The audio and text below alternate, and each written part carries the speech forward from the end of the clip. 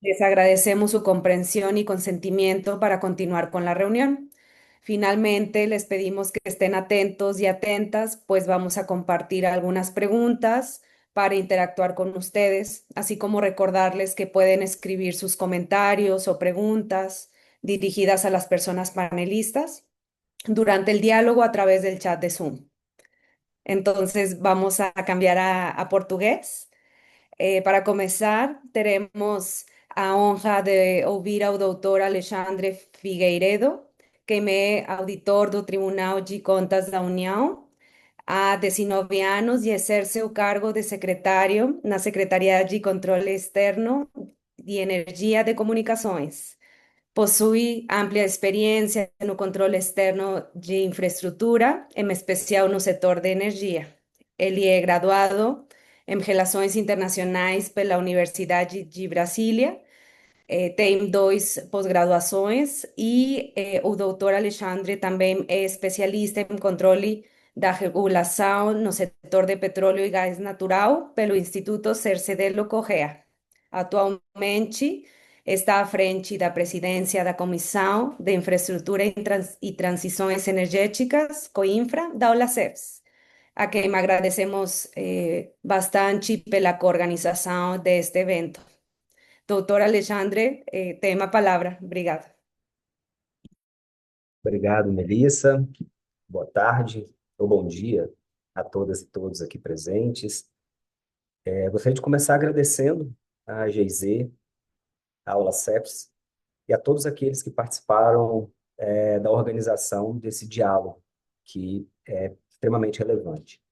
É uma honra para mim representar o Tribunal de Contas da União, TCU, e também a presidência da COINFRA, que é a Comissão de Infraestrutura e Transições Energéticas da OLACEPS, que lidera este ciclo do diálogo sobre infraestrutura sustentável. Então, começar com esse agradecimento. Uma infraestrutura resiliente e sustentável, foco dessa nossa discussão, ela é crucial, ela é fundamental quando a gente fala de uma transição energética eficiente. A construção, a formação, a operação dessa infraestrutura, ela envolve necessariamente um esforço enorme e conjunto de governos, empresas e sociedade, e demanda vultosos investimentos, é uma massa enorme de investimentos. É fundamental investir em tecnologias inovadoras, promover eficiência energética, incrementar a utilização de fontes renováveis na nossa matriz energética e ter uma visão que é fundamental buscar que essa transição ela seja justa e inclusiva, levando em consideração, nesse caso, a necessidade de diversos setores da sociedade, para não dizer de todos os setores da sociedade. E é nesse contexto que estamos discutindo, que nós, SAIS, FS, o controle externo, assume um papel estratégico, apoiando decisões mais responsáveis, fiscalizando com foco em impacto e sustentabilidade, ou seja, uma visão um pouquinho diferente para o controle externo, e atuando, e essa é uma mensagem muito importante que eu gostaria de passar aqui nessa nossa conversa, como agente de transformação, e não apenas como um agente fiscalizador. Garantir que esses investimentos públicos contribuam de fato e na realidade para a construção dessa infraestrutura resiliente e sustentável, ela é uma parte essencial da nobre missão que nós, FS, temos que cumprir. No âmbito do Tribunal de Contas da União, do TCU, por meio da Secretaria de Controle Externo de Energia e Comunicações, a qual estou à frente, nós temos priorizado, nos últimos, talvez, 10 a 15 anos, ações voltadas à transição energética. Isso inclui desde auditorias específicas e setoriais sobre planejamento setorial, até avaliação específica de incentivos, subsídios, temas como eficiência energética, créditos de carbono associados aos biocombustíveis, dentre outras diversas questões que, de alguma maneira, dialogam com a temática da transição energética.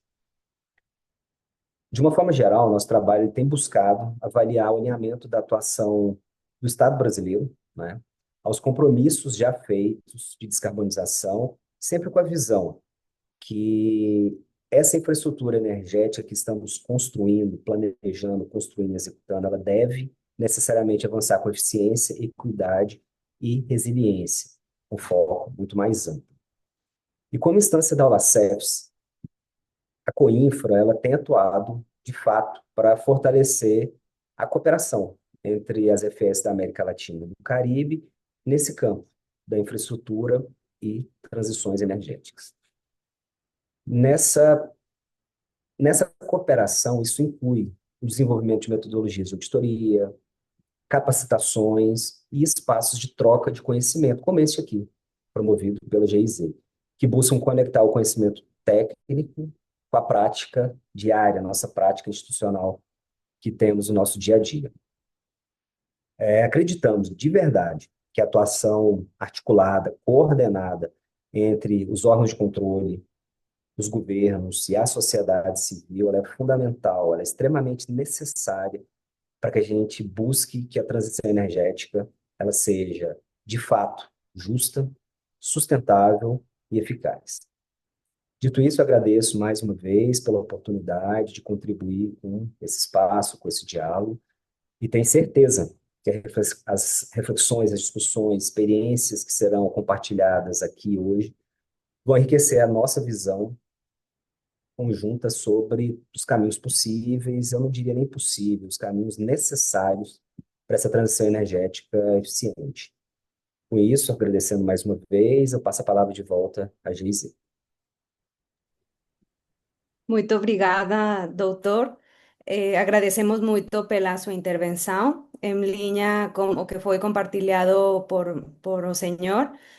No diálogo de hoje abordaremos como a infraestrutura pode contribuir na aceleração de uma transição energética eficiente e justa na América Latina. Diante os efeitos da crise climática, a região avançou muito em energias renováveis.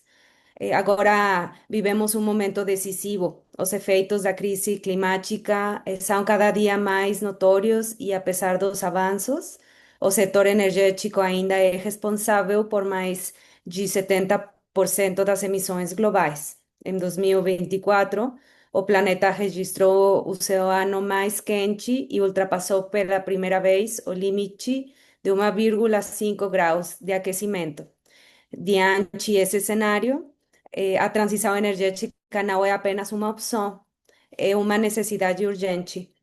Não se trata apenas de instalar painéis solares ou turbinas eólicas, mas de transformar profundamente as nossas infraestruturas, tornando-as mais inteligentes, resilientes e capazes de integrar fontes renováveis de forma eficiente, confiável e acessível. Então, esse diálogo vai nos convidar a refletir sobre como a infraestrutura sustentável pode ser a base de uma transição energética equitativa e eficiente. Muito bem, então agora é hora de tirar a foto oficial do evento. Convido as pessoas palestrantes e participantes a ligarem as suas câmaras para que possamos tirar nossa foto oficial. Por favor, les pido a todas y todos los participantes que puedan encender su cámara para tomar la fotografía oficial. Muchas gracias. El equipo técnico nos va a avisar cuando ya esté tomada. Gracias.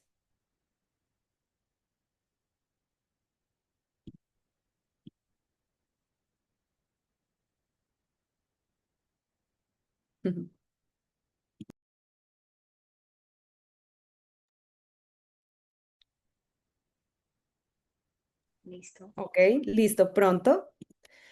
Para iniciar nosso diálogo, convido a todas as pessoas participantes a refletirem como uma primeira pergunta. Por favor, escaneiem o QR Code que aparecerá na tela e respondam a seguinte pergunta. Eu vou dar leitura em espanhol. ¿Cuál de las siguientes palabras asocia más con el concepto de infraestructura sostenible para la transición energética? Les pedimos, por favor, que escaneen el código QR y nos brinden su respuesta. Damos un minutito, un minuto.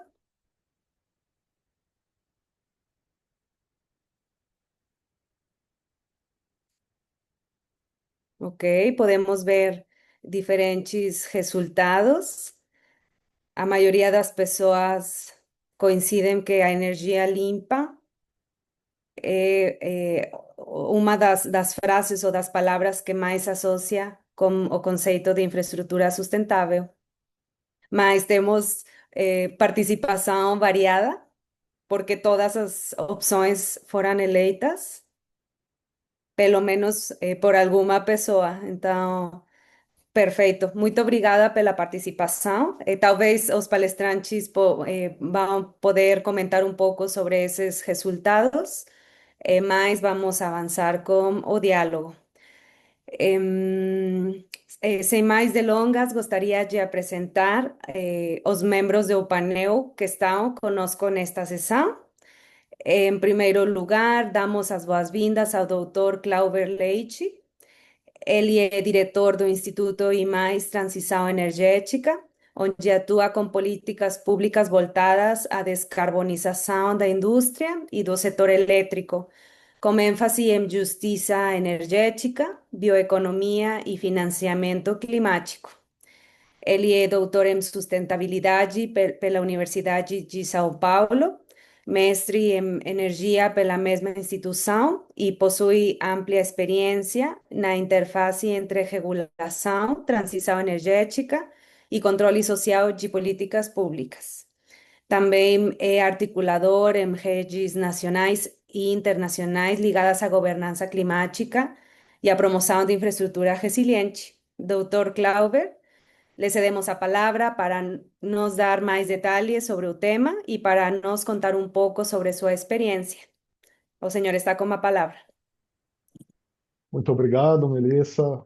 Obrigado a todos, a todas pela oportunidade e é uma honra estar aqui. Agradeço ao GIS, ao LACEF e a pessoa do Dr. Alexandre também.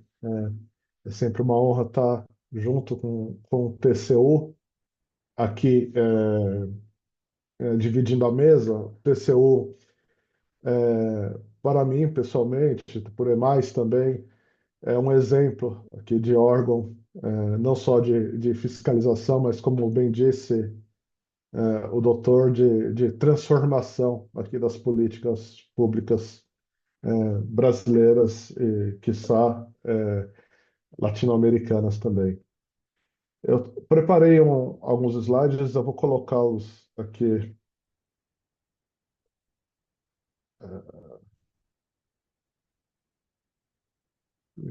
Só um minuto.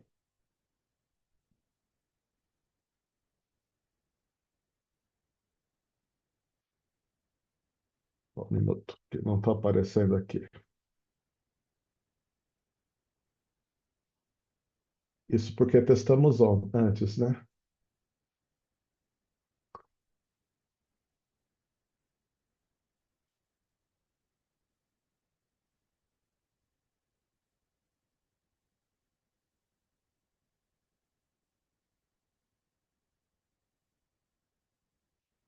Eh,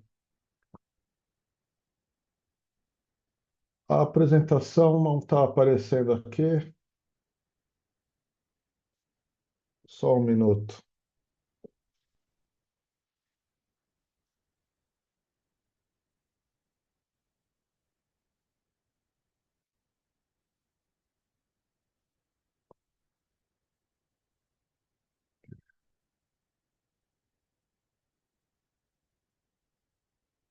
Enquanto eu compartilhei com vocês a apresentação, se vocês conseguirem colocar Nós a que eu poderíamos mandei, apresentar. Gostaria que a gente projetasse? eu prefiro, que eu não tô, eu testei antes aqui, mas não achei.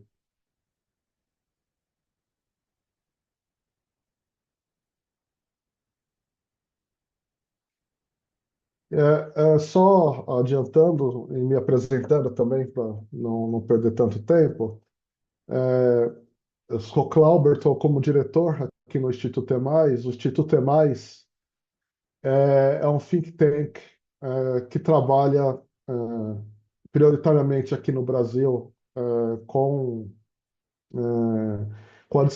políticas de descarbonização. Então, a gente aqui para mim está aparecendo dividido ainda.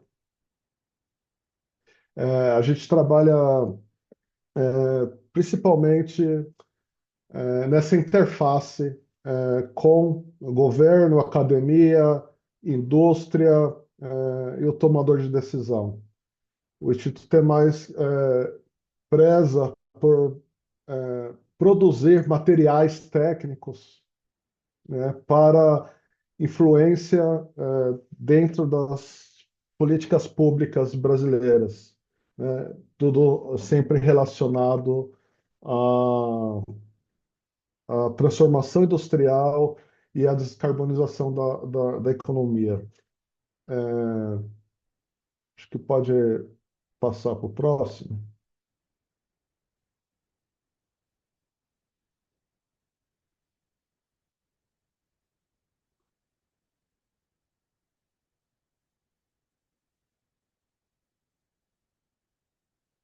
Pronto. E aí eu queria colocar uma provocação inicial, é, quando a gente, como o tema aqui do nosso diálogo é infraestrutura resiliente e sustentável, né? E ela como condição para a transição energética justa. E aí a provocação inicial que eu coloco é se essa infraestrutura resiliente é só fio, poste, turbina, se é só concreto, né? Ou também é capacidade institucional, é escuta social e é preparo climático. Isso nos guia dentro dessa discussão por conta que a gente tem ouvido falar muito sobre a transição energética e, e a discussão passa muito pelos diálogos de basicamente de engenheiros e economistas e administradores, né? E a gente muitas vezes tem esquecido para quem que é essa transição, né? Essa transição, ela é um fim, né? A gente quer uma transição para quê? Né? Não, a transição é somente um meio que a gente quer para uma sociedade melhor, né? Para uma sociedade próspera que utilize dessa energia de forma mais sustentável, de forma eficiente, como falado no início, né? Então, a transição, a gente tem que ir muito além da própria engenharia, a gente está falando também de pessoas e de um fim, né? Próximo, por gentileza.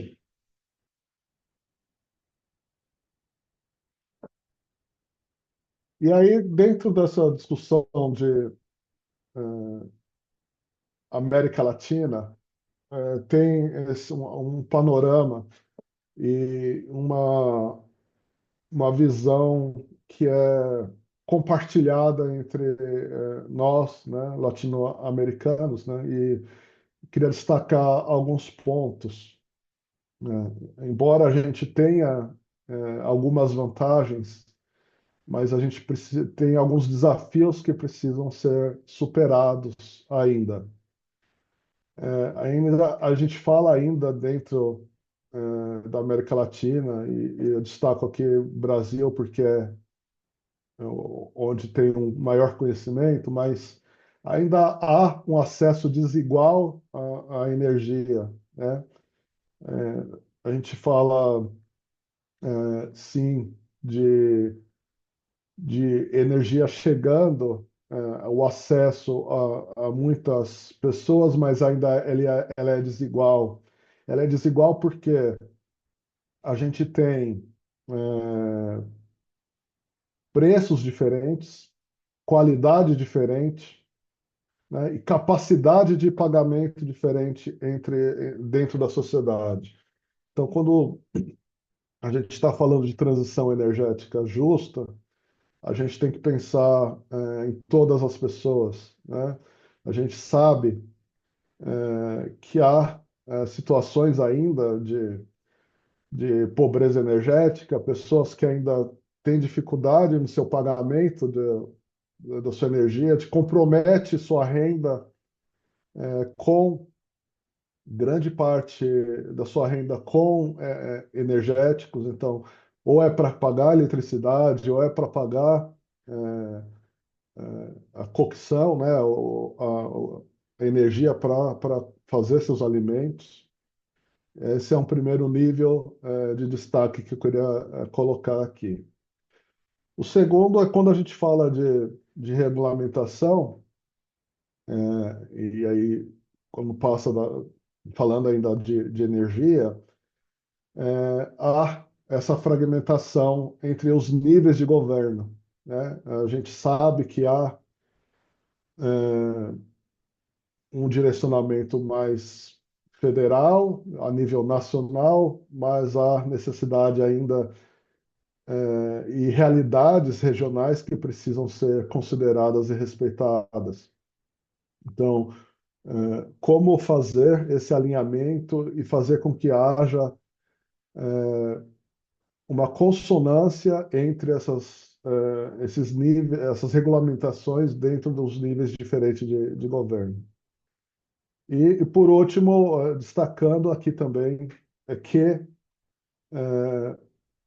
por conta do nosso histórico e de nossas infraestruturas aqui na América Latina, a gente ainda é muito vulnerável, e estamos muito vulneráveis a esses eventos climáticos extremos. A gente vê casos de secas extremas, ventos cada vez mais fortes, impactando essas infraestruturas, inundações que a gente vê também. Vimos aqui no Brasil o caso do Rio Grande do Sul, mas a tendência é que isso seja cada vez mais comum. E aí a gente precisa estar preparado em termos de infraestrutura para esses eventos climáticos, mas também em termos de regulação que esteja pronta para responder a esses eventos. Próximo, por gentileza. E aí fica a pergunta, o que é uma infraestrutura resiliente? Uma definição simples e direta é aquela que é capaz de resistir e adaptar e responder a esses choques climáticos, econômicos e sociais, né? Então, quando a infraestrutura está pronta para isso e todo arcabouço em volta dela está pronta para resistir, adaptar e responder a esses eventos, né, climáticos, econômicos, sociais, aí a gente pode estar falando sim que temos uma infraestrutura resiliente. Isso envolve um planejamento intersetorial. Então, falando de transição energética, a gente não está falando só de energia, como eu falei inicialmente, a gente está falando também das pessoas, da economia como um todo, né, que é impactada por isso. Eu sempre falo, a energia, ela não é um fim em si mesma, né? A gente sempre usa energia para alguma coisa, né? A gente usa energia para algum serviço que a gente precisa, uma refrigeração, um aquecimento, uma iluminação, mover alguma máquina, né? Um trabalho. Então, a energia nunca é um fim em si, né? Então, ela sempre está ligada a outros setores. Está ligada à indústria, está ligada ao comércio, está ligada ao lazer, está ligada à saúde, está ligada à educação. Então, para pensar numa transição energética, a gente tem que considerar esses impactos nesses outros setores e fazer um planejamento intersetorial também. A operação é sempre local, então a gente precisa considerar as realidades regionais, principalmente, falo aqui também pelo Brasil, a gente tem diferenças regionais muito evidentes, né? Regiões do Brasil, por exemplo, que ainda estão sendo abastecidas por diesel, são comunidades isoladas que precisam de energia que vem de fonte a diesel, outros é, locais que já não, que já tem uma infraestrutura mais robusta.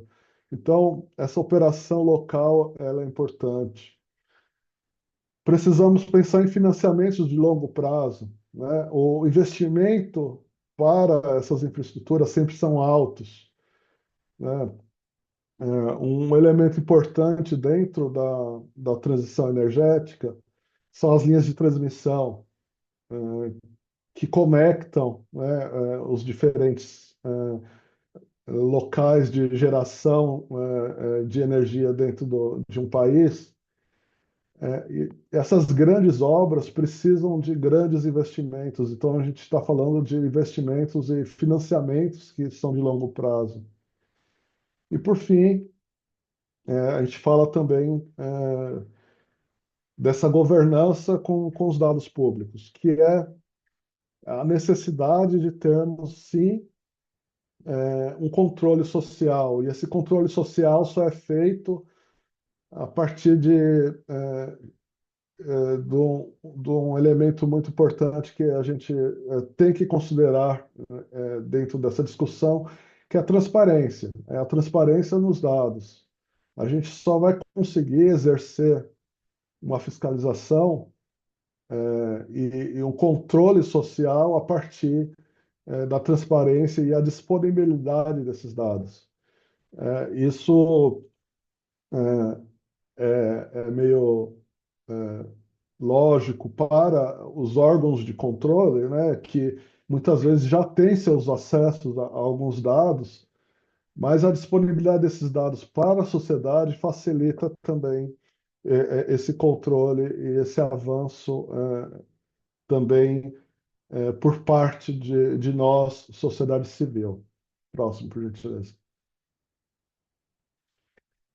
Então, falando do primeiro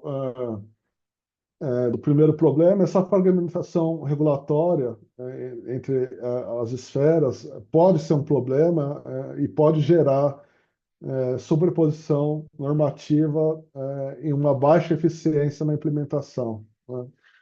A gente sabe que Brasil, exemplos aqui, tá? Brasil, México e Argentina tem regulações que são nacionais e regulações também subnacionais. Então, a gente precisa identificar lacunas de governança que possam estar impactando diretamente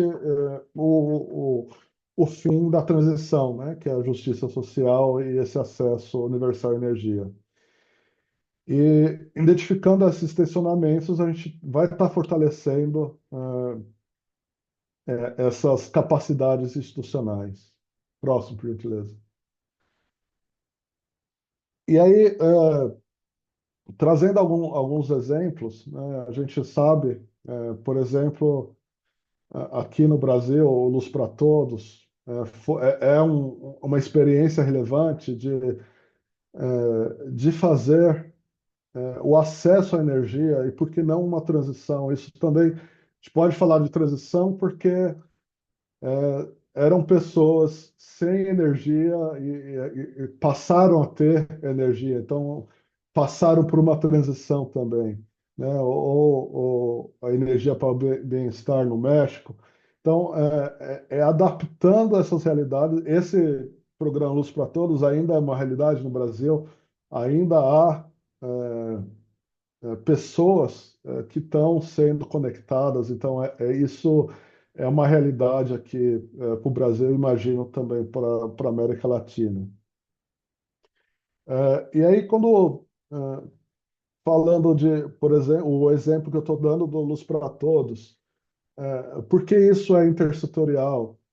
Porque pessoas sem energia elétrica têm impacto na saúde, né? A gente sabe que comunidades ali não tinham refrigeração, comunidades não tinham acesso à educação, por isso a gente está falando de uma coordenação que vai para além do setor energético, né? A gente, quando traz a energia, traz outros benefícios.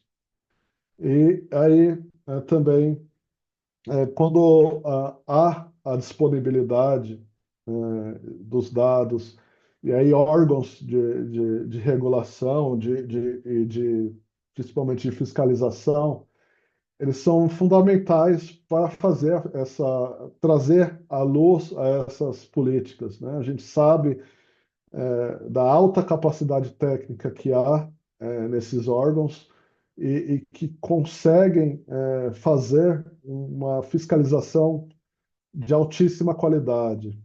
E aí, com esses relatórios e esses dados, muitas vezes não são suficientes para a mudança de uma política pública, né? Claro, a força de um órgão como, por exemplo, um TCU, fazendo uma fiscalização e trazendo resultados, ela é excelente, é fundamental para que haja essa mudança. Mas a articulação disso com a sociedade civil, com think tanks, academia, e a sociedade local, isso são evidências claras de atuação para essas pessoas. Então, a pressão popular, né, ela é enriquecida com esses dados desses órgãos, isso sim acaba sendo instrumento para mudanças de política pública. Próximo, por gentileza. E aí, falando mais da infraestrutura como um todo, né? A nossa matriz, né? A matriz de geração de energia, ela precisa ser suficientemente resiliente e adaptável às novas condições climáticas. Mais um exemplo aqui que acontece aqui no Brasil. A gente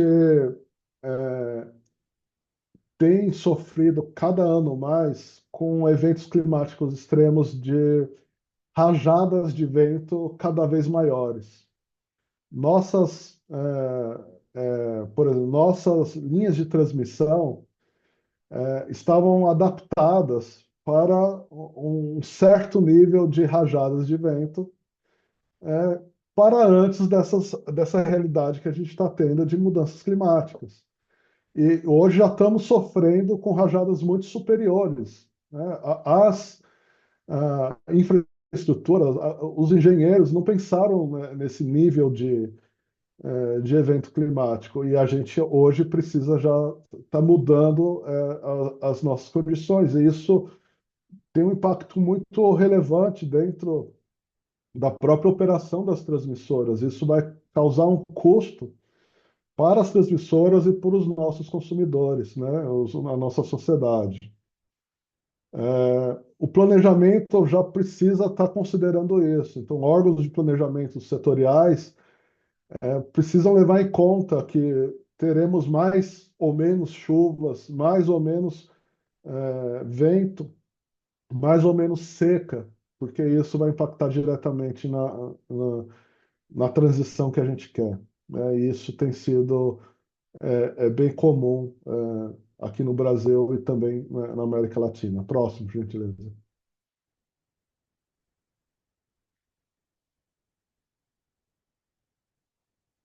Pode passar, Beatriz. Aí. E aí, essas crises climáticas impõem essa urgência para a transição, né? A gente não está falando só de descarbonizar, a gente está falando só de ter uma matriz limpa, daí entrando um pouco ali na enquete, a gente está falando sim de energia limpa, mas a gente também está falando, né, que a gente precisa de uma adaptação, de uma proteção do que já existe, né?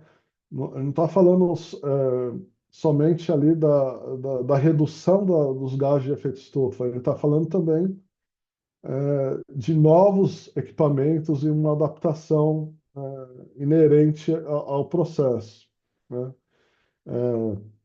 Eu já falei aqui, a gente não tem mais uma previsibilidade do que era as chuvas.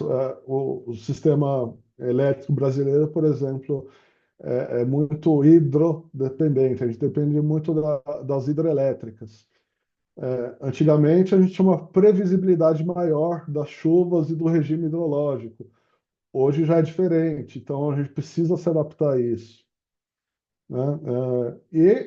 Também essas novas discussões mundiais que a gente está tendo, né? Por exemplo, toda a discussão sobre os minerais críticos, terras raras, que a América Latina também é uma fonte, né? A gente tem esses recursos e como aproveitar esses recursos para também o nosso benefício, não só sendo um exportador desses minerais, mas como fazer o uso desses minerais aqui, né, no nosso território, né?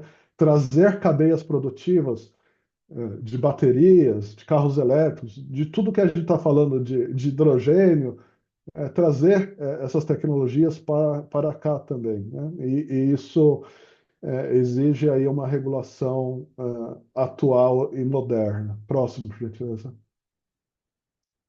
E aí, já indo por finalmente e concluindo meus slides, e falando um pouco da atuação do Instituto EMAIS como um think tank, a gente tem feito esse trabalho de articulação dentro da sociedade, pensando como think tank, pensando junto com a universidade.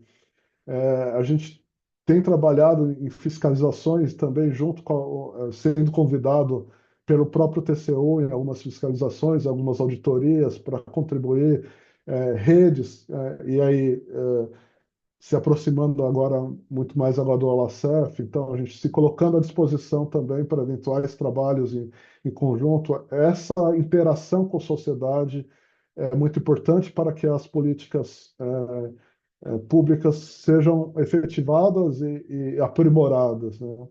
E, e aí a gente fica próximo, por gentileza. A gente fica, desculpe, a gente fica à disposição. Muito obrigado pelo tempo. Desculpa eu ter passado alguns minutos aqui do tempo, mas eu fico à disposição agora para o diálogo e para a conversa. Muito obrigado. Muito obrigada pela sua intervenção, doutor.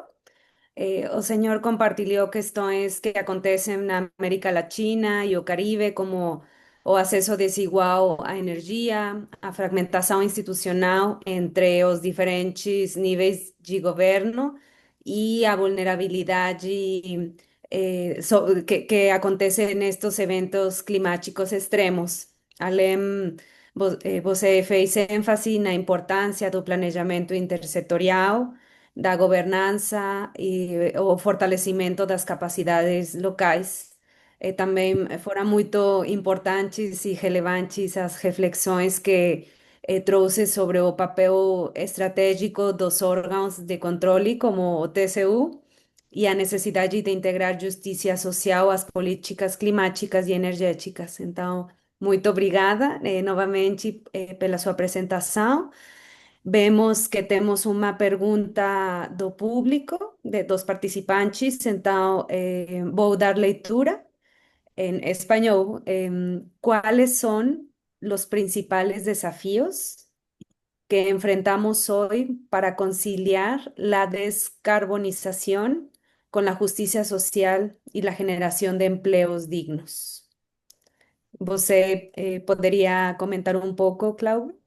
Obrigada. Claro. Olha, há muito. A gente na América Latina, eu falo um pouco aqui para o Brasil, a gente tem meio que importado uma visão de transição energética do norte global. E aí esquecemos um pouco das nossas particularidades, e é um pouco que eu falei também de pensar a transição como também são as pessoas, né? Então, não dá para considerar que uma transição energética é só tecnológica, né? Ela não é só um problema de engenharia. E isso, nos debates, tem sido um pouco difícil trazer essa visão. Porque sempre quando a gente vai falar de transição energética, vem a discussão, é hidrogênio verde, são baterias, é mais eólica, é mais solar. E aí a gente fica nesse discurso um pouco superficial, sem a profundidade necessária, de saber quais são, esses impactos, né? Então, quando a gente está falando de transição, a gente tem que pensar assim, como bem disse, na pergunta, qual vai ser, quais são os empregos que são gerados, mas muito além disso, qual vai ser o impacto para a economia daquele local? O que que isso vai gerar de atividade econômica em torno daquela solução? Então, eu acho que quando a gente está falando de transição energética, das principais barreiras talvez seja essa da gente trazer profundidade no debate e não ficar falando somente de tecnologias, senão a gente vai parecer um vendedor de tecnologia, né? E não é isso quando a gente fala de transição energética. Perfeito, muito obrigada por sua resposta, doutor. Voy a hacer una mensaje en español. Les recordamos a todas las personas que han estado ingresando en esta sesión que este evento está siendo principalmente transmitido en portugués, pero contamos con interpretación simultánea al español. Bastará que vayan al botón de interpretación que van a encontrar en la parte de abajo de Zoom y ahí van a poder elegir el idioma español. Entonces, solamente un breve anuncio e voltamos ao português. Convidamos agora novamente o doutor Alexandre para compartilhar mais detalhes sobre o tema e nos relatar um pouco da experiência do TCU, da Coinfra, nessa matéria. Nos ouvimos agora, doutor. Obrigado, Melissa. Só um segundo para projetar a apresentação. Pronto. Primeiro, eu queria parabenizar a colega Cláudia pela excelente apresentação, pela parceria que a gente possui também entre nossas instituições e dizer que ainda que a gente não tenha conversado antes, de fato não nos conversamos antes desse diálogo, as nossas apresentações, elas são, além de convergentes, muito convergentes, elas são complementares. Então, mais uma vez, parabenizar, e para mim vai ser muito importante fazer essa apresentação logo após a sua, porque eu vou me utilizar de vários argumentos, de várias reflexões que foram muito bem trazidas por você, isso vai até facilitar a minha participação. O que eu gostaria de fazer agora com essa minha apresentação é aprofundar aquilo que o Cláudio trouxe no final da apresentação dele, o papel estratégico que nós, órgãos de controle, temos nesse processo de construir uma transição energética resiliente, sustentável, eficiente. E para isso é muito importante a gente entender inicialmente quais são os principais desafios, as principais estratégias e também as principais oportunidades de cooperação regional, né, que faz parte dessa nossa conversa, que estão moldando esse processo. Eu começo pela reflexão que foi muito bem trazida pelo Cláudio, que a transição energética, sem dúvida nenhuma, ela vai muito além da substituição de fontes fósseis por renováveis. Talvez quando a gente fala em transições energéticas pretéritas, porque essa não é nem de longe a primeira transição energética que a gente faz na história da humanidade. Mas todas as demais que nos precederam, elas vieram por vieses praticamente ou puramente econômicos. É a substituição de uma fonte que era mais economicamente eficiente do que a pretérita, e aos poucos ela foi sendo substituída assim, invariavelmente pela nova fonte. Hoje, essa substituição, essa transição de fontes fósseis por renováveis, ela apresenta uma oportunidade, porque o viés dela não é econômico no atual momento. O viés dela, ela vai muito além, envolve questões aí de, inclusive, sobrevivência da espécie humana em função das alterações climáticas. Então, é uma oportunidade, é uma oportunidade que traz consigo enormes desafios para que a gente possa aproveitar o momento dessa substituição das fontes fósseis pelas renováveis. A gente está falando de os diversos Ds da transição energética, a gente fala digitalização, descentralização, dar maior empoderamento ao consumidor na ponta, né? Isso vai ser muito importante, envolve as questões tecnológicas, questões de eficiência energética, de inclusão social, né? A disponibilização de fontes mais limpas, ela é importante, mas ela tem que ser universalizada. Não adianta você ter essas fontes mais limpas e uma parcela muito relevante da população ela não ter acesso a essa fonte mais limpa ou não ter acesso simplesmente por não conseguir fisicamente ter acesso a essa energia mais limpa por uma questões de custo. E hoje a gente já tem isso no Brasil, por exemplo. A gente tem uma das fontes energéticas mais limpas do planeta, se não a mais limpa, mas com um dos custos mais altos. Então a gente tem que levar isso em consideração quando a gente está fazendo a nossa transição para o futuro, né? Ter acesso. Então esse processo, que já por si só já se mostra extremamente complexo, interdisciplinar, ele envolve muitas dimensões e ela vai exigir necessariamente e aqui eu vou repisar alguns pontos já trazidos pelo Cláudio. Primeiro, planejamento de longo prazo, não adianta você olhar para o curto prazo. O alinhamento dos investimentos aos compromissos climáticos. Então, a gente tem que estar conectando essas questões.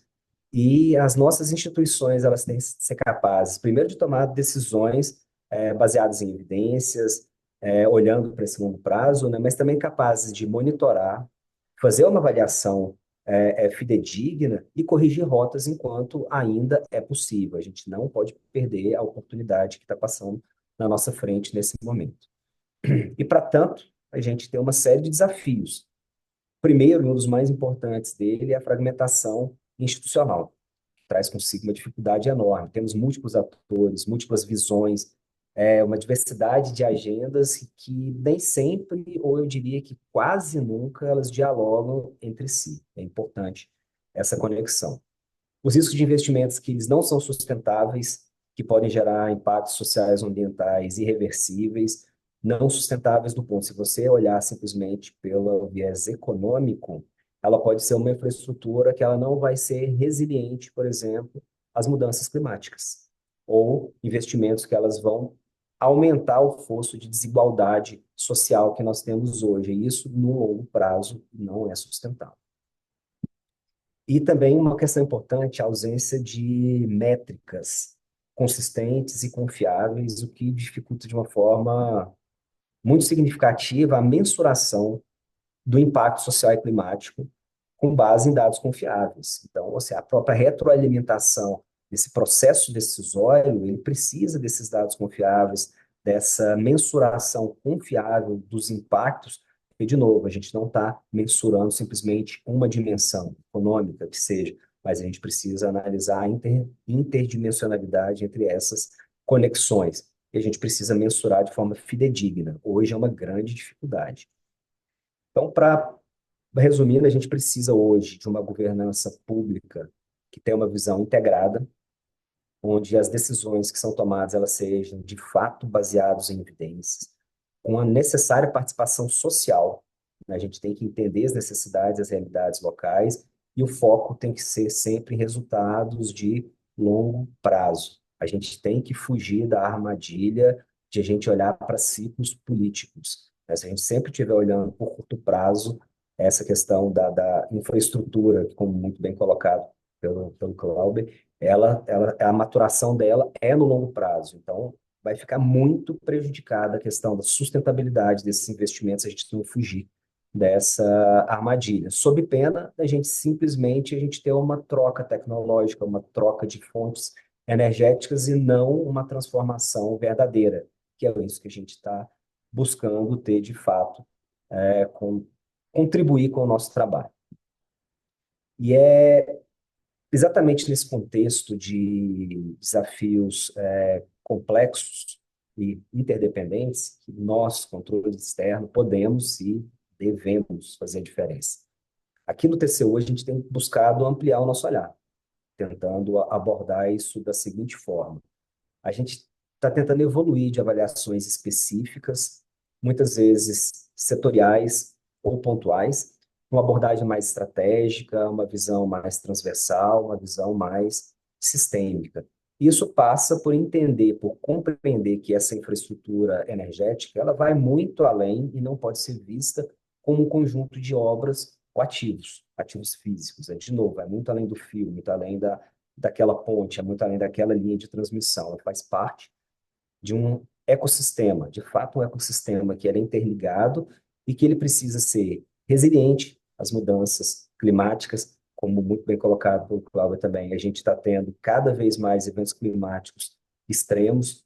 Aqui no Brasil, nos últimos anos, a gente teve vários casos específicos, como no Rio Grande do Sul, os problemas de distribuição de energia em São Paulo, né? Então, a gente tem que planejar a nossa infraestrutura buscando essa resiliência. Ele tem que ser sustentável do ponto de vista ambiental e social, né? E ele tem que, de fato, ser eficiente na entrega de serviços à população, que é a sua, digamos assim, a sua necessidade máxima, né? É a entrega de serviços à população. E essa visão estratégica e ampliada, ela conversa muito com a gente, com a necessidade que a gente tem de avaliar as políticas públicas, que dialogam diretamente com os objetivos da transição energética, então não só avaliar a infraestrutura, mas as políticas públicas que estão coordenando ou não coordenando esses investimentos em infraestrutura. Para isso, a gente tem que buscar a promoção de uma maior coordenação institucional, não só intersetorial ou entre níveis de governo, mas também é uma coordenação que vai estimular a integração entre o planejamento, a regulação, a execução, todo o ciclo de investimento da política pública. E nós, como FS, a gente tem que focar a nossa fiscalização onde ela pode gerar mais valor público. Isso é uma mudança de visão para o controle externo, tentando antecipar riscos, corrigir falhas e fortalecer capacidades. De novo, uma visão que o controle externo deixa de ser apenas reativo ou sancionador, aquela visão fiscalizatória, para ser um agente de transformação, né? Apoiando, assim, pelo menos buscando que os nossos governos tenham decisões mais coerentes com os compromissos já feitos, descarbonização, mas de forma nenhuma se descolando das necessidades da sociedade, da população em geral. E essa atuação estratégica que eu tenho mencionado, ela vai se concretizar em diferentes frentes. Eu já tinha mencionado que aqui no tribunal a gente tem, nos últimos 10 anos, pelo menos, realizado uma série de auditorias que, de alguma forma, elas dialogam com os temas, desafios da transição energética, que são temas estruturantes também, como grandes empreendimentos hidrelétricos, a governança do próprio setor elétrico, planejamento energético de longo prazo, subsídios aos combustíveis fósseis, regulação da infraestrutura, um exemplo, a gente acompanha desde sempre a abertura do mercado de gás natural aqui no Brasil, incentivos à inovação tecnológica, como os programas de P&D, uma série de questões. E esses trabalhos foram evidenciando para a gente como a transição energética indubitavelmente, de fato, um processo transversal, que ela vai atravessar governos, vai atravessar políticas públicas, orçamentos, marcos regulatórios, capacidades institucionais, o que nos trouxe uma reflexão recente, 2022, 2023. A gente tem várias avaliações muito profundas sobre políticas públicas específicas, mas ainda a gente carecia de uma visão mais transversal, de onde estamos de fato quando a gente fala em transição energética, para onde queremos ir, então, fazendo essa conexão com o planejamento, e qual a rota que está sendo traçada para chegar lá. Entender como o nosso governo estava tratando o tema específico da transição energética, não de forma isolada, mas como um planejamento integrado. Então, a gente queria analisar como o nosso governo estava lidando com o tema da transição, quão maduro ele estava para poder lidar com o tema.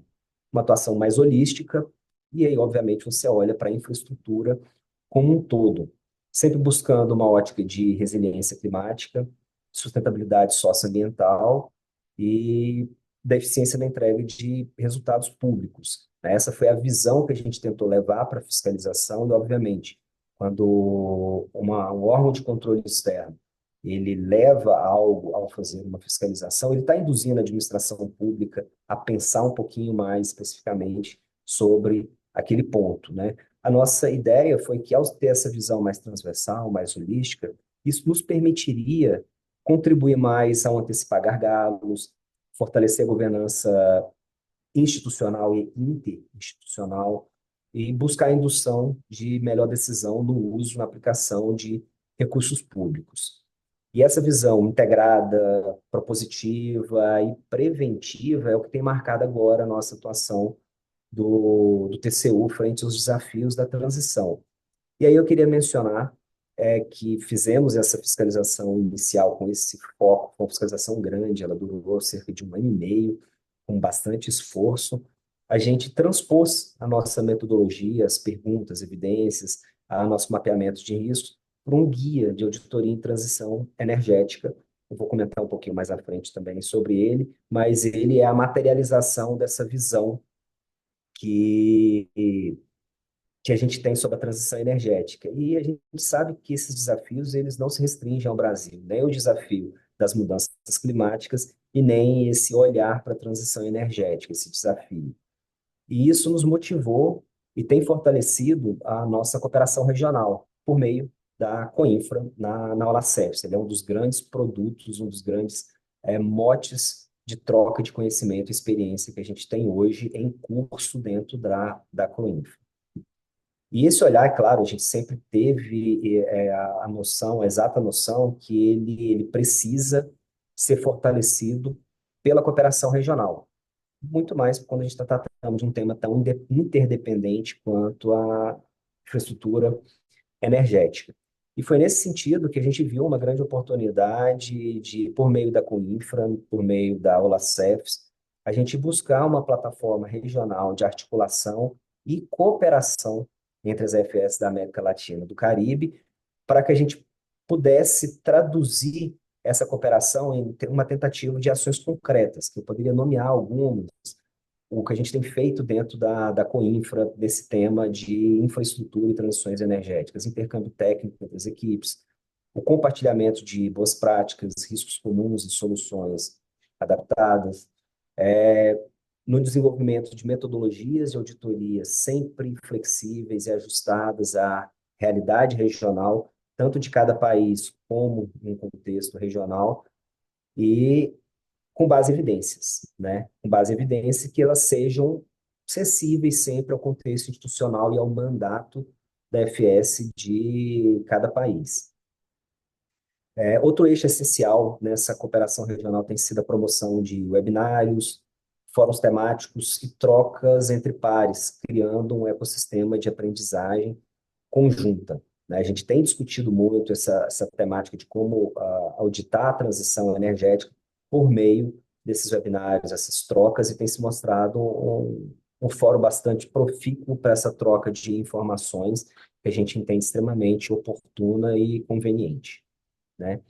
E essa colaboração, o que ela mostra, uma mensagem muito importante. Esse compartilhamento de conhecimento, ele tem um potencial de multiplicar impacto. A gente não tem que redesenhar a roda a cada momento.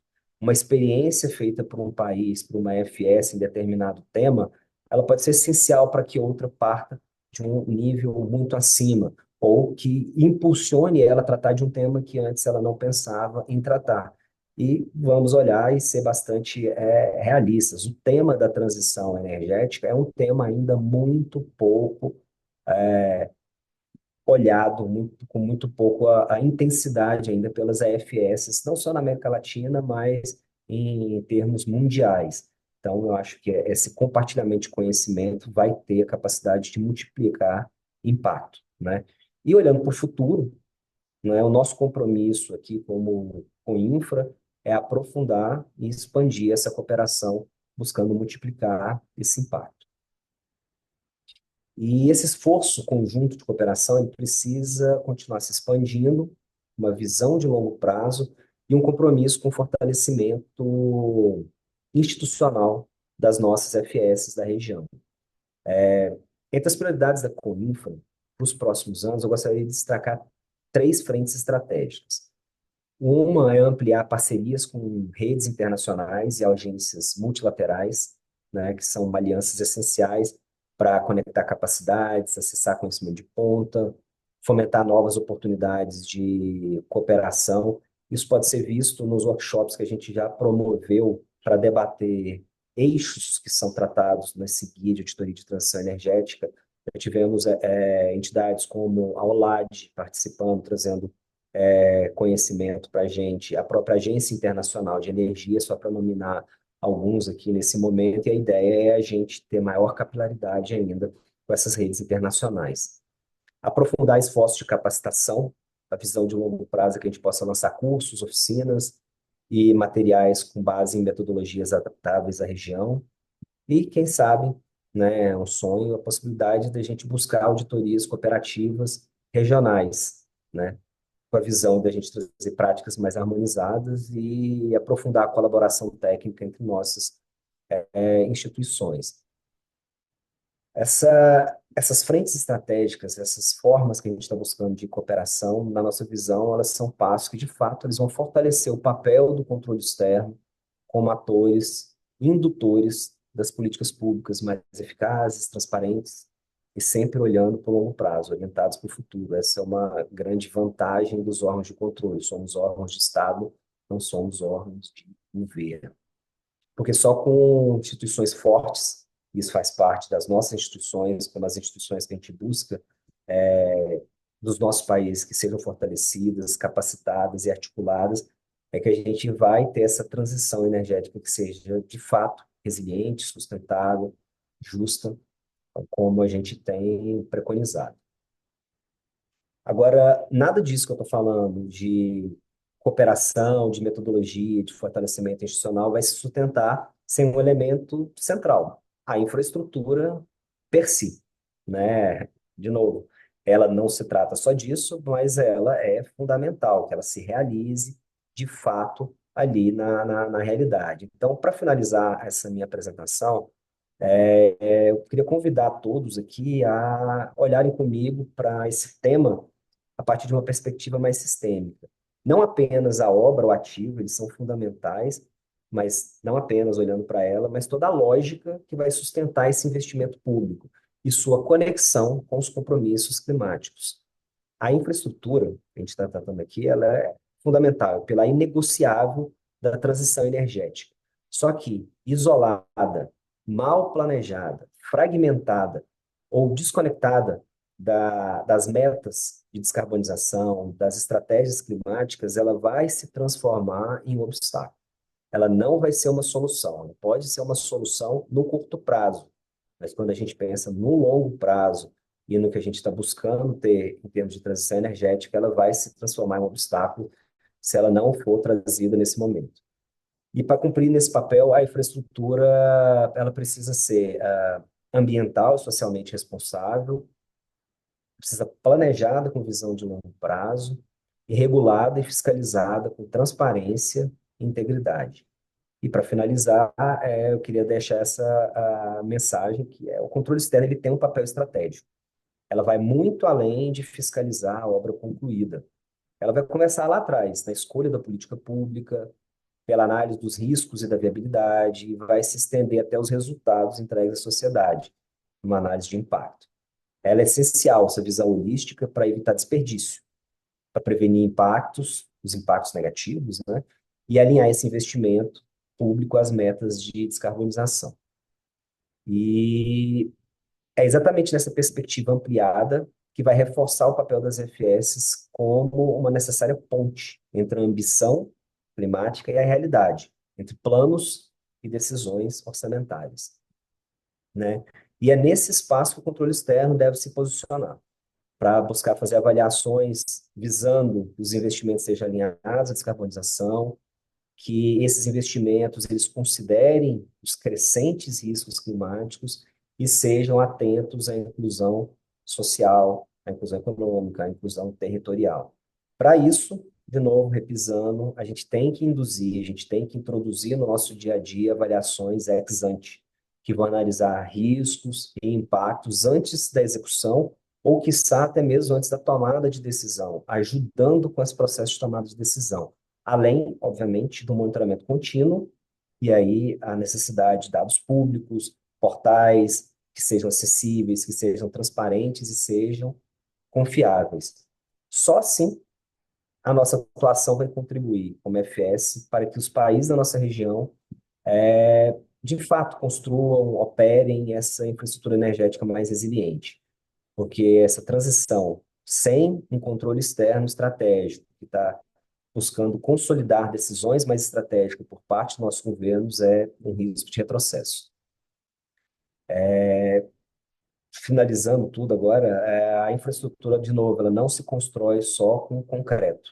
Ela parte de um intersistema, um ecossistema muito mais complexo, que vai prescindir necessariamente de decisões públicas sólidas, governança transparente e, da nossa parte, um controle comprometido com impacto. Vai muito além de uma visão puramente de custo, né, uma visão puramente econômica e puramente de compliance, tá? Ele precisa contribuir, de fato, para que essa ambição climática que os nossos países têm, que eles sempre mencionam, de uma transição energética, para a realidade. E com uma visão que não pode ficar de fora das nossas análises, o compromisso com as próximas gerações. Muito obrigado. Muito obrigada, doutor Alexandre, por sua intervenção. O senhor compartilhou importantes reflexões sobre o papel estratégico do controle externo na transição energética. Fiz ênfase na necessidade de planejamento do longo prazo, financiamento coerente, com os objetivos climáticos dos países e para promover o fortalecimento institucional.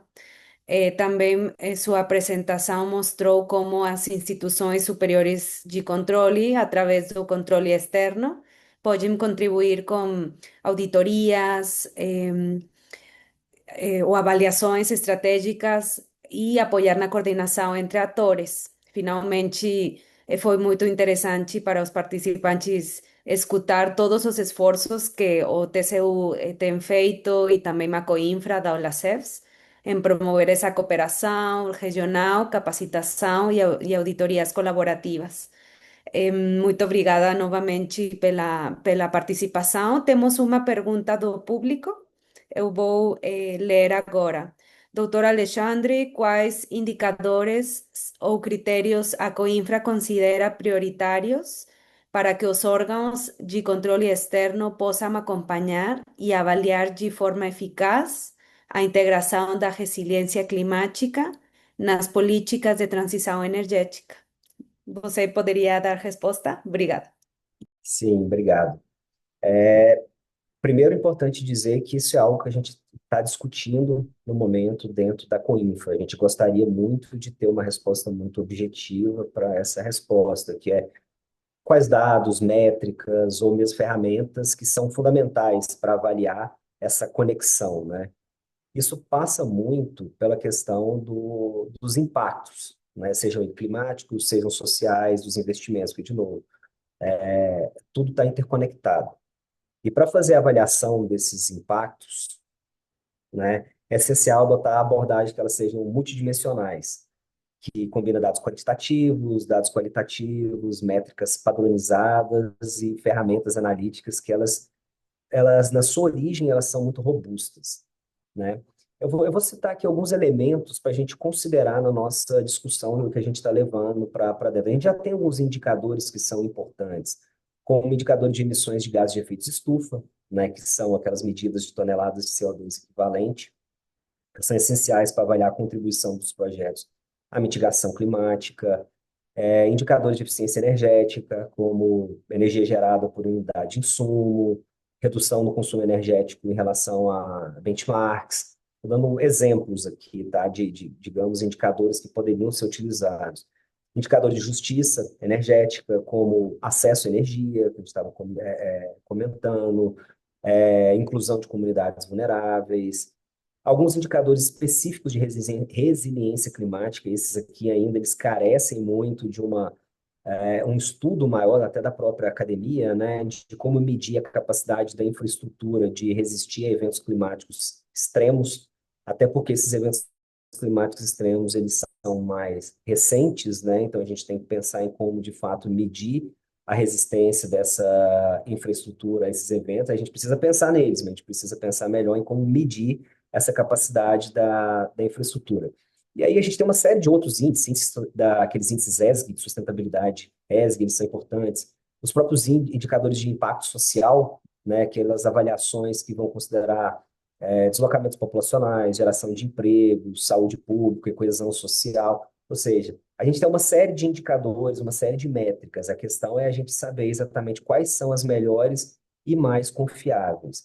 E aí é o que eu queria trazer, né, conectando com outras questões. São as dificuldades que a gente tem para poder fazer isso, porque além dos indicadores, as próprias ferramentas que a gente tem hoje, as próprias metodologias, por exemplo, a avaliação do ciclo de vida de um projeto, que a gente está medindo a própria resiliência de um projeto, a própria contribuição dele para mitigação de impactos ambientais, o famoso ACV, avaliação do ciclo de vida, que ele para medir impactos ambientais desde a extração de matérias-primas até o descarte, né? No setor de petróleo a gente fala que é do poço ao túmulo, né? Desde o momento que você está ali prospectando a matéria energética, digamos, para poder utilizar no veículo como questão energética, até a construção do veículo, etc., a extração de materiais para os próprios veículos, até o descarte desse veículo, né? Isso inclui, por exemplo, a discussão dos veículos elétricos, né? Muitos estudos hoje, pela avaliação do ciclo de vida, mostram que às vezes eles são mais impactantes ao meio ambiente do que outros tipos de veículos que não utilizam uma fonte puramente elétrica. Mas, enfim, eu estou trazendo só uma série de reflexões aqui.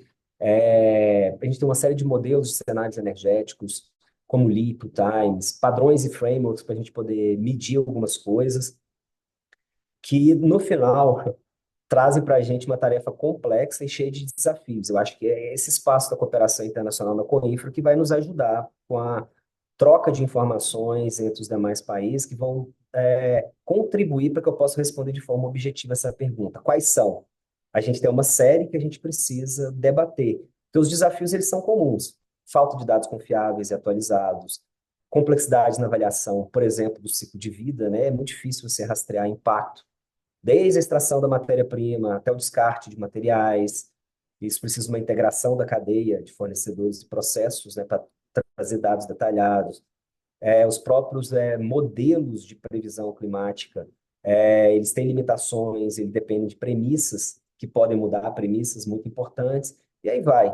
Desafios da medição de impacto social, e próprios desafios técnicos e institucionais, como a ausência de padrões universais, falta de pessoal capacitado para coletar, para analisar, para interpretar dados. Então, acho que a gente ainda tem um longo caminho para poder chegar e a gente poder responder de uma forma muito objetiva o que a gente tem na ponta hoje para poder medir.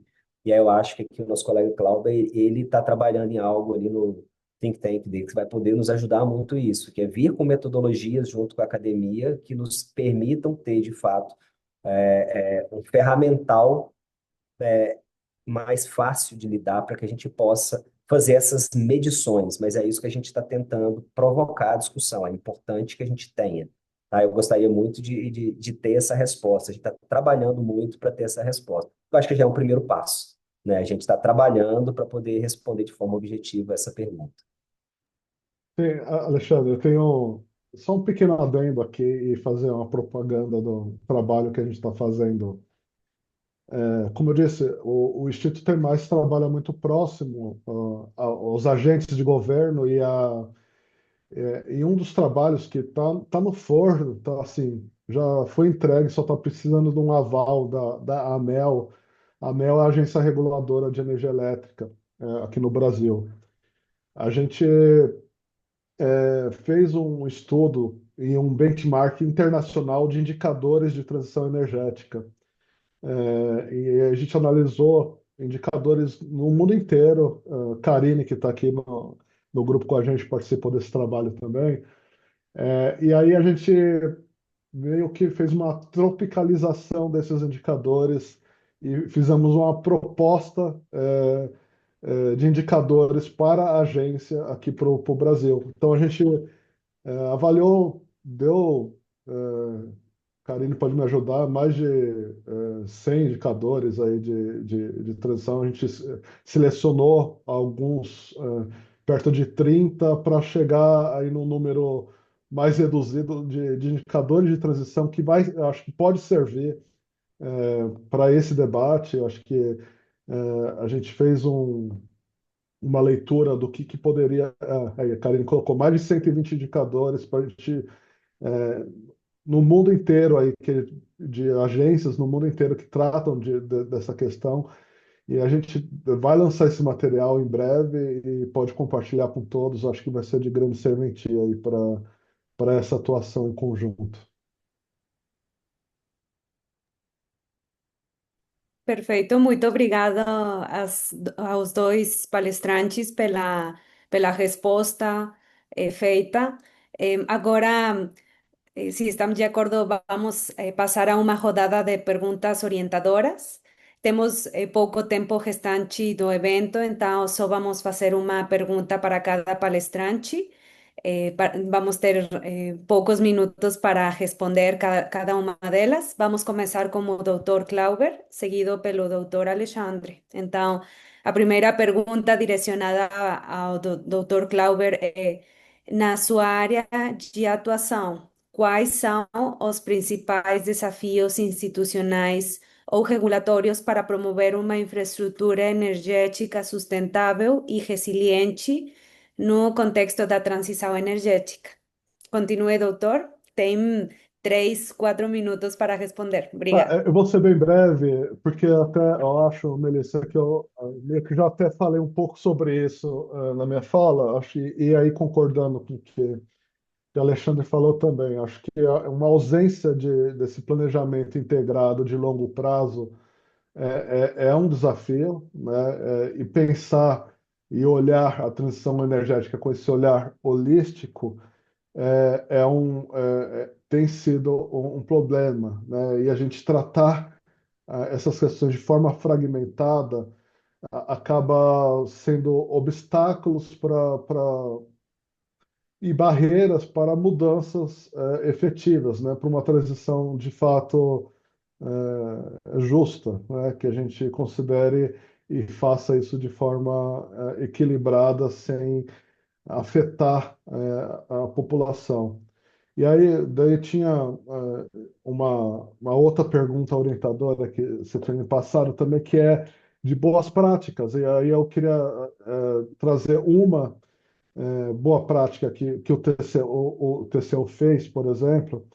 O Alexandre trouxe várias ali, exemplos do que foi feito de auditorias, mas tem uma específica que eu queria destacar, e aí trazendo que pode ser a energia limpa, pode ser não justa, tá? Pode ser injusta se não tratada como uma política. Daí nessa fiscalização que o TCU fez, que foi sobre geração distribuída aqui no Brasil. E aí a gente viu a geração distribuída é uma tecnologia de transição, ela pode ser muito benéfica e é de fato muito benéfica para a redução dos gases de efeito de estufa, porém ela vinha sendo feita de forma equivocada, na verdade.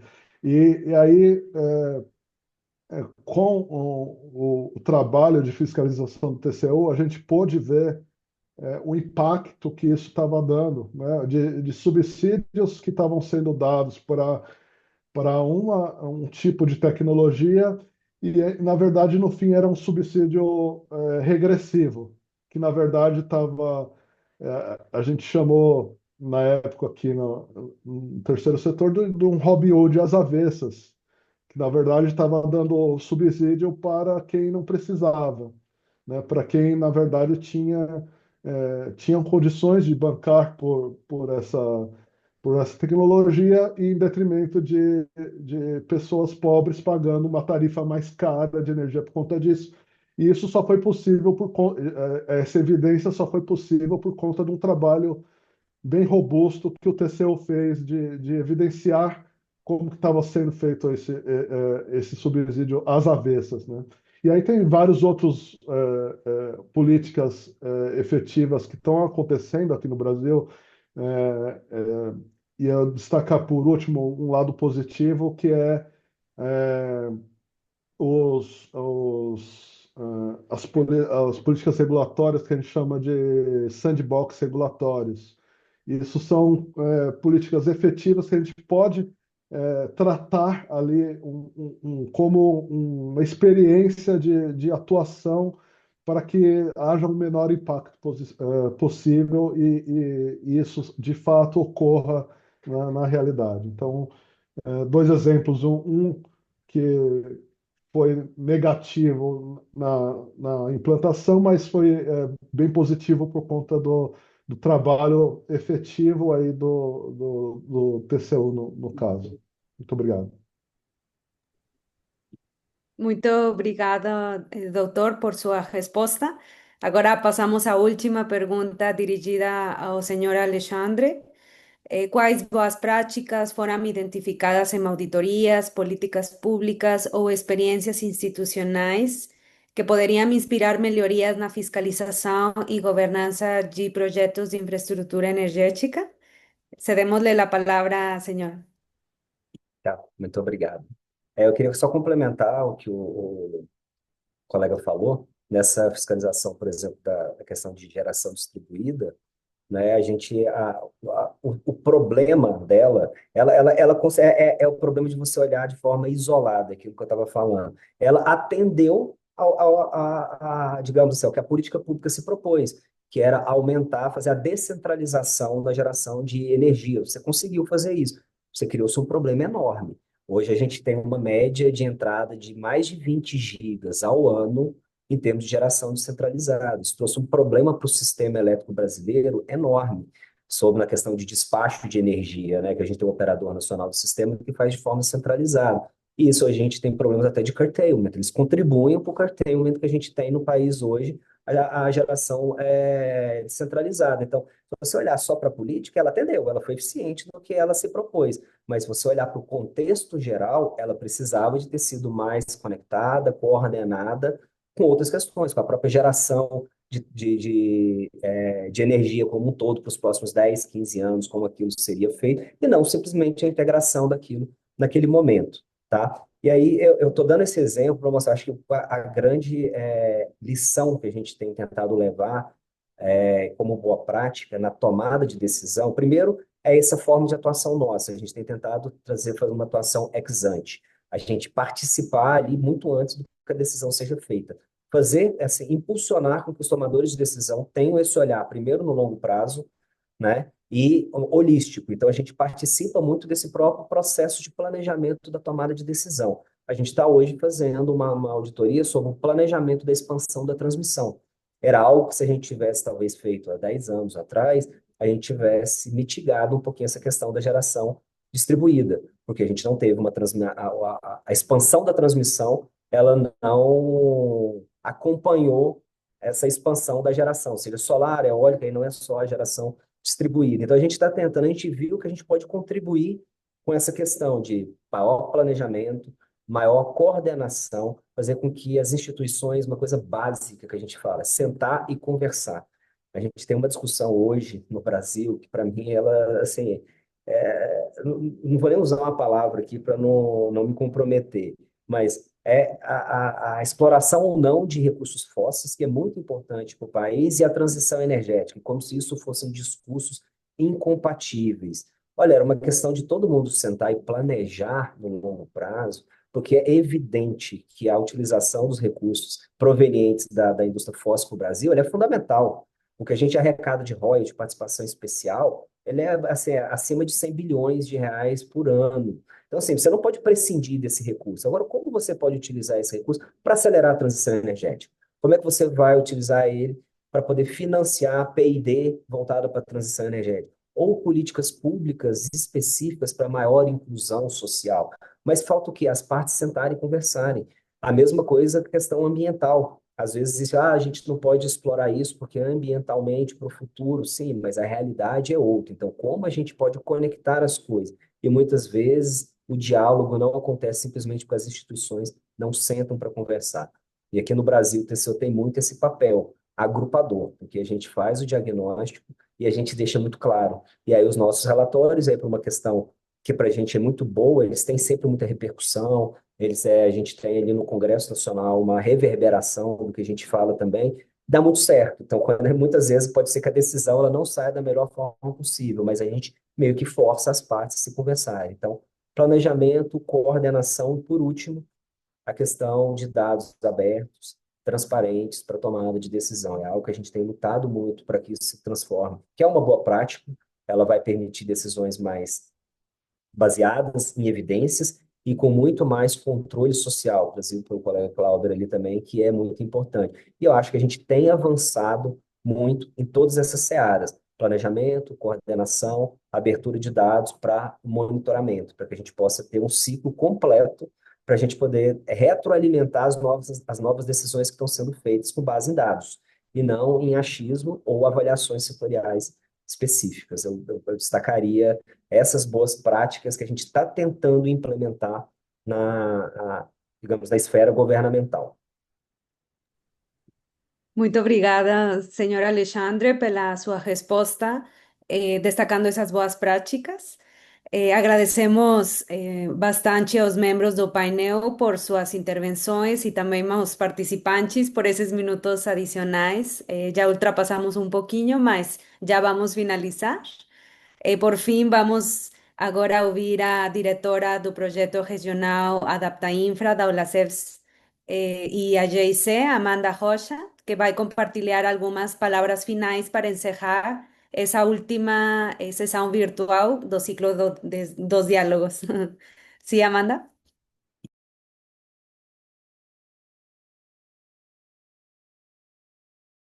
Você está muda. Sim.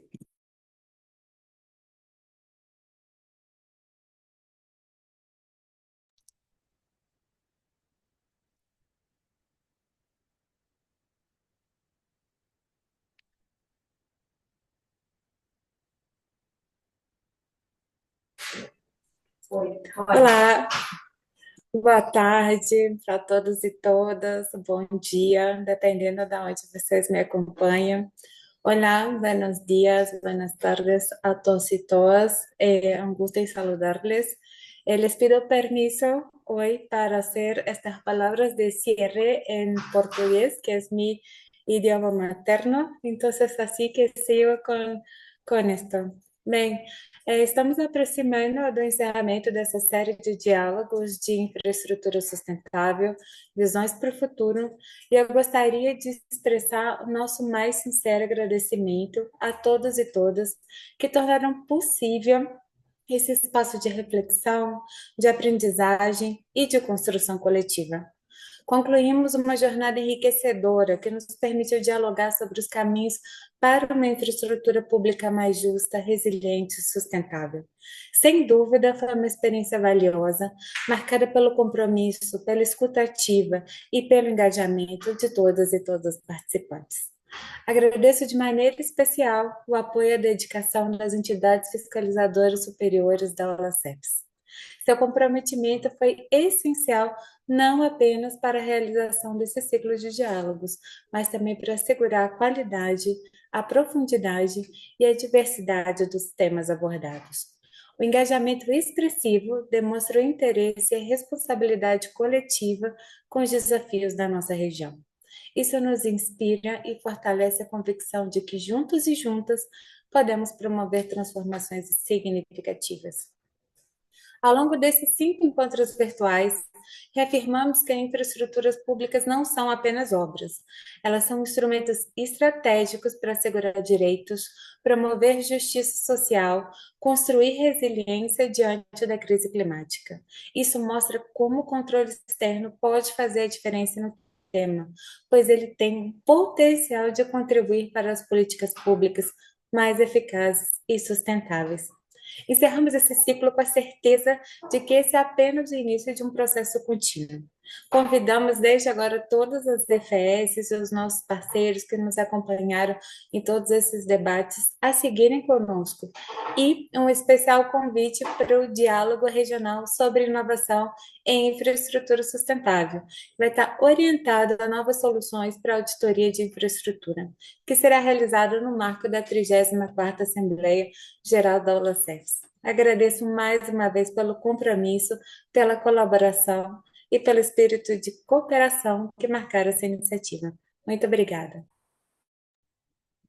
Muito obrigada por suas palavras e pela liderança nessa iniciativa, doutora Amanda. Agora vou voltar ao espanhol para fechar o evento. Con esto damos por concluida la sesión de hoy, agradeciendo sinceramente a todas y todos por haberse sumado a este espacio. En especial queremos expresar nuestro agradecimiento a la presidencia de la OLACEFS, a las instancias que lideraron y coorganizaron cada uno de los diálogos, así como a todas las personas participantes que nos acompañaron a lo largo de este ciclo. Muchas gracias por su compromiso y por sus valiosas contribuciones. Un abrazo. Tchau. Gracias.